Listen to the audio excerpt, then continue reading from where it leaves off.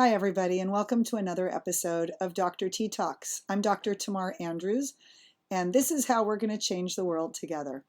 Today, I'd like to talk about decisions. I know a lot of people talk about setting limits with children, but the truth is, if you're going to set too many limits for your child, they're never going to really know how to navigate the world on their own when they're adults. And so part of setting limits is really helping your child learn how to make decisions on their own. I'd like to offer that there are 4 different kinds of decisions that you have to train your child to know how to make. The first one is going to be a decision that's made all alone. So that's going to be a decision that your child has to make completely on their own and learn how to make really good choices in the things that they decide to do in life. It's their choice. Examples of this might be, you have a room full of toys, play with whatever you want. Or we've got an hour before dinner. I don't know what you should do. Do whatever you want. There's a choice your child is going to have to learn to make completely on their own. And I know while you think it doesn't have anything to do with setting limits, it actually does.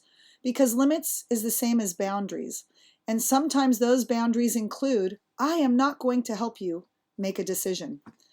The next step up from that is going to be our decision. Sometimes there is going to have to be a group vote and the majority is going to win.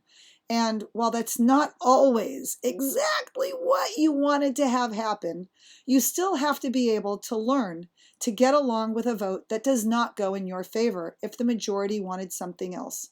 Examples of that might be a family of 6. Where are we going to go for dinner tonight? 4 of them want to go to restaurant A, and the other child wants to go to restaurant B, and he gets really angry because we're not going to the restaurant that he wanted to go to.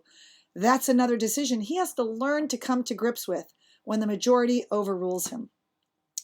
The next step up from that is going to be the authority or the parent's decision, or maybe the boss's decision, with a little bit of input from the child. So it might be, I'm going to make dinner tonight and I'm making fish. What kind of fish would you like to have? So see how there's a little bit of input?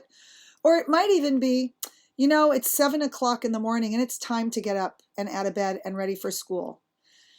Oh boy, you're having a hard time. Okay, do you want to get up right now or do you want me to give you 2 more minutes? Do you see how now it's still my decision as the parent, and yet I'm allowing my child a little bit of leeway in order to make it just a bit of his decision as well and give him some of the control. And then the final step up from that is, it's now 7:10, we're going to be late, you're getting out of bed right now. So these are 4 different levels of decisions that we come across in life. Some go our way, some don't go our way, and yet we still have to learn to live in peace and harmony with all of those decisions. And if we could, oh, what a world it could be. Until next time, this is Dr. T.